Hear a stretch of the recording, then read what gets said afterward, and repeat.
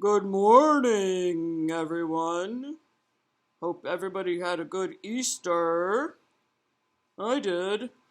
I went for a walk and I had a lot of treats. And Mom even gave me a little piece of ham. Ha ha ha. I guess Jack stole my laptop and tried to make a little video himself.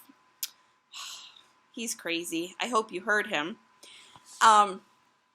So today is it. We're going to finish our Edward Tulane book. We're going to read the last two chapters, 26 and 27.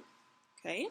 And then I am going to post a fun little project that you can do showing that you understood the book and a project that you can do with your family. And you'll have several different choices of projects. You won't have to do all of them. You can choose one of them to do. And I tried to come up with some different ideas, things that each of you would like to do, something different. Okay? So last we read, Edward was in the doll shop, and Lucius had fixed them all up fancy again, and he had been placed on a shelf next to a doll in a green dress, and she thought she was just the prettiest, most special doll in the world. And Edward didn't like her very much, and I don't think the reader liked her very much. But she was bought by a little girl and her grandmother, so we're now going to meet his new partner on the shelf. And we had talked about how authors sometimes put in opposite characters. So the doll in the green dress wasn't a very likable character. So we're thinking opposite, we might get a new character that is likable. I showed you the picture last time, but let's look at it again. So there's Edward, and he's next to a new doll that Lucius had fixed up. So let's read about this. And we're getting near the end, last two chapters, end of the book today. So we're looking towards how is the book going to end? Will it end happily? Or are we going to be disappointed? There you are, my lady. Meet the rabbit doll, said Lucius. The doll mender walked away, turning out the lights one by one. In the gloom of the shop, Edward could see that the doll's head, like his, had been broken and repaired. Her face was, in fact, a web of cracks. She was wearing a baby bonnet. "How do you do?" she said in a high, thin voice. "I am pleased to make your acquaintance." "Hello," said Edward. "How have you been here long?" she asked. "Months and months," said Edward. "But I don't care. One place is the same as another to me." Well, we can tell from Edward's words that he's not feeling very happy. He's pretty hopeless again. Right? But this doll, wearing a baby bonnet, seems friendly, seems very hopeful and nice. "Oh, not for me," said the doll. "I have lived 100 years, and in that time I have been in places that were heavenly and others that were horrid. After a time, you learn that each place is different, and you become a different doll in each place, too. Quite different." 100 years, said Edward. "I am old. The doll mender confirmed this. He said, as he was mending me, that I am at least 100. At least 100 years old."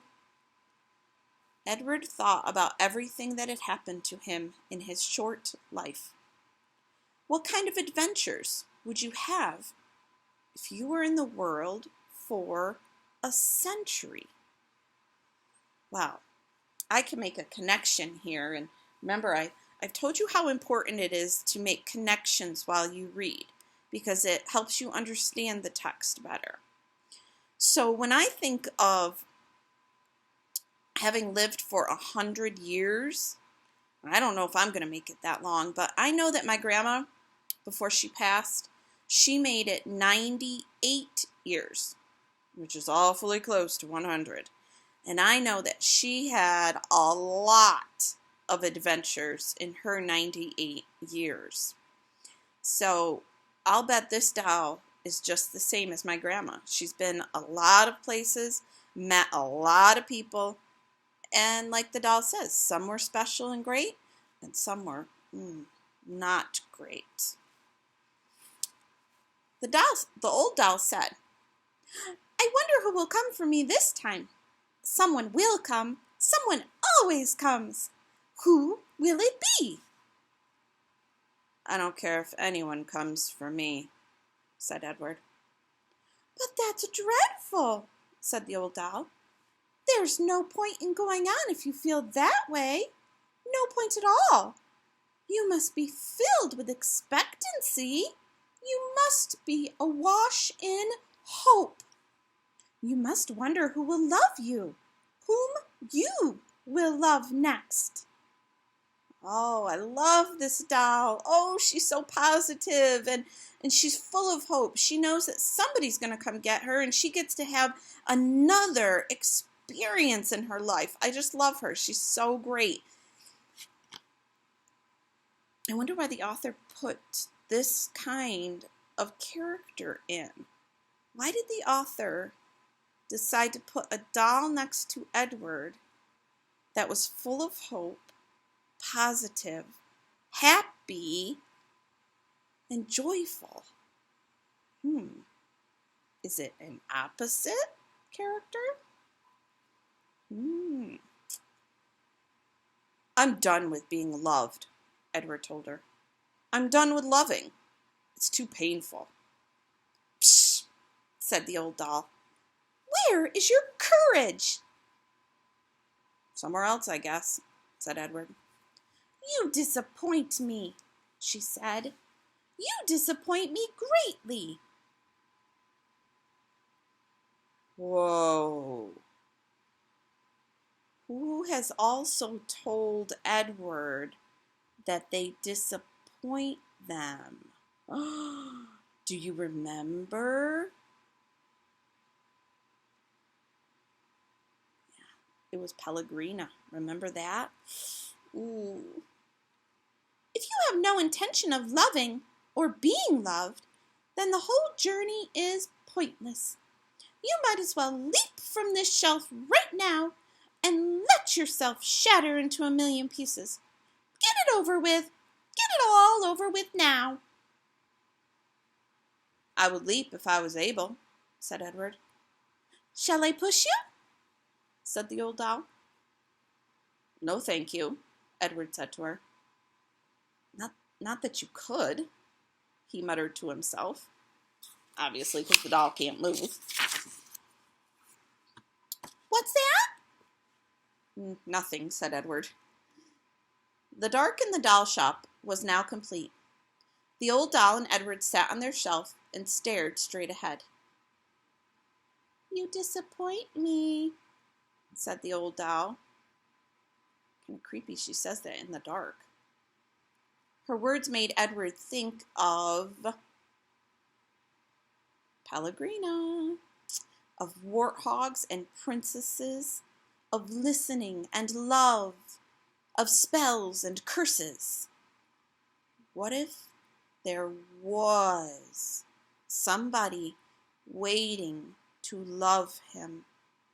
What if there was somebody whom he would love again? Was it possible? Edward felt his heart stir, sort of like his heart is coming alive. Maybe this old doll is starting to make him think, make him feel again. No, he told his heart. Not possible, not possible. In the morning, Lucius Clark came and unlocked the shop. Good morning, my darlings, he called out to them. Good morning, my lovelies. He pulled up the shades on the windows. He turned on the light over his tools. He switched the sign on the door to open. The first customer was a little girl with her father. Are you looking for something special? Lucius Clark said to them. Yes, said the girl. I'm looking for a friend. Her father put her on his shoulders and they walked slowly around the shop. The girl studied each doll carefully. She looked Edward right in the eyes. She nodded at him. Have you decided, Natalie? Her father asked. Yes, she said.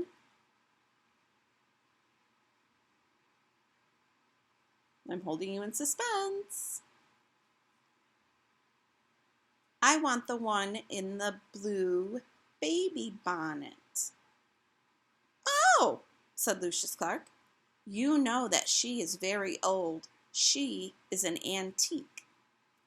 She needs me, said Natalie firmly. Next to Edward, the old doll let out a sigh. She seemed to sit up straighter. Lucius came and took her off the shelf and handed her to Natalie. And when they left, when the girl's father opened the door for his daughter and the old doll, a bright shaft of early morning light came flooding in, and Edward heard quite clearly, as if she were still sitting next to him, the old doll's voice. Open your heart, she said gently.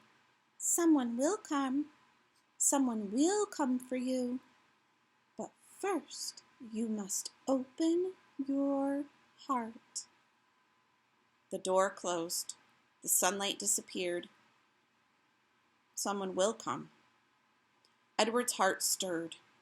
He thought, for the first time in a long time, of the house on Egypt Street and of Abilene winding his watch and then bending toward him and placing it on his left leg, saying, I will come home to you. No, no, he told himself. Don't believe it. Don't let yourself believe it. But it was too late. Someone will come for you. The China Rabbit's heart had begun again to open. I love it. I'm so glad. Edward is full of hope now, again. He is ready to love again. I'm so glad. All right, here's a picture. This is Edward sitting alone on the shelf, ready to be loved again.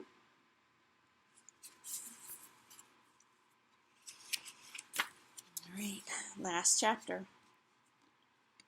This is it.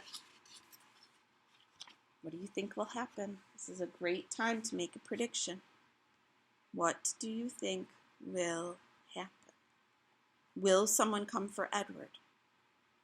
Who will come for him? I don't know. This is so exciting. A little picture. Just an umbrella. It looks like it might be maybe a woman holding the umbrella coming in the door. And we have to assume it's the doll shop door. All right, let's see. Last chapter. Seasons passed, fall and winter and spring and summer. Leaves blew in through the open door of Lucius Clark's shop, and rain, and the green, outrageous, hopeful light of spring. People came and went. Grandmothers and doll collectors and little girls were with their mothers. Edward Tulane waited. The seasons turned into years. Edward Tulane waited. He repeated the old doll's words over and over. until they wore a smooth groove of hope in his brain. Someone will come. Someone will come for you. I love how he's thinking so positive. And the old doll was right. Someone did come. It was springtime. It was raining. There were dogwood blossoms on the floor of Lucius Clark's shop. She was a small girl, maybe 5 years old, and while her mother struggled to close a blue umbrella, the little girl walked around the store, stopping and staring solemnly at each doll, and then moving on.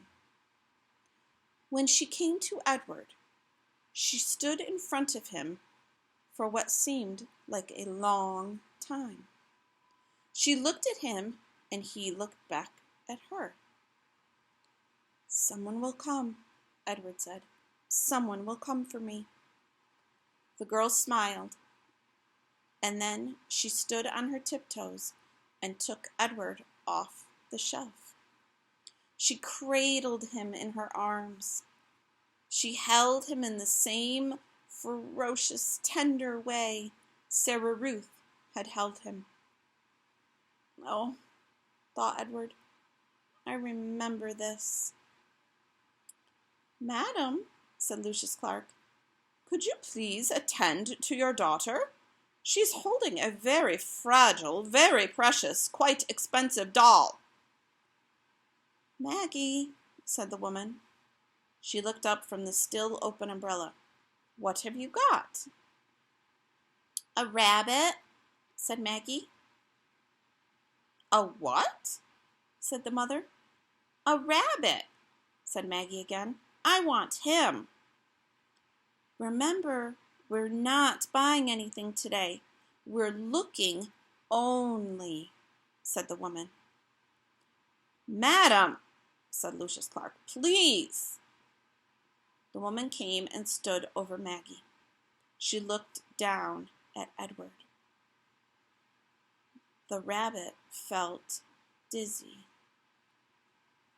He wondered for a minute if his head had cracked open again, if he was dreaming. Why would he look at this woman, the mother, and suddenly feel like he's dizzy, he's dreaming, like, what am I looking at? "Look, Mama," said Maggie. "Look at him."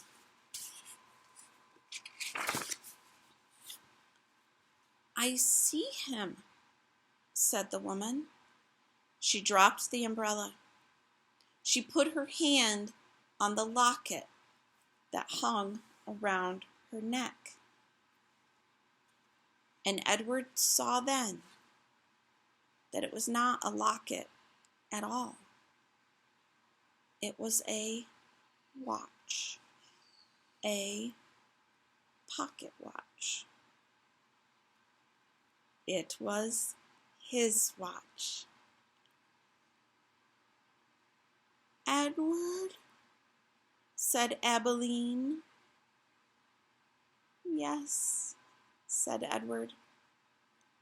"Edward," she said again, certain this time.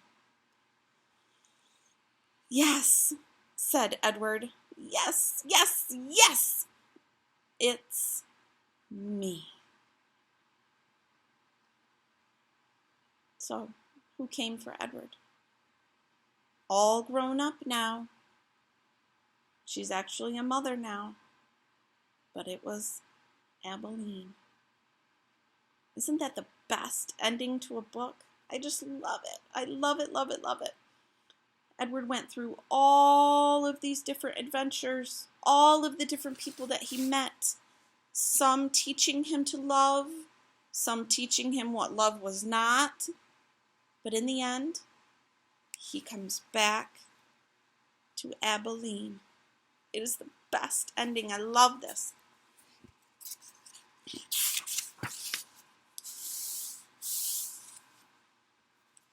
And that's the book. That is the end. I love it.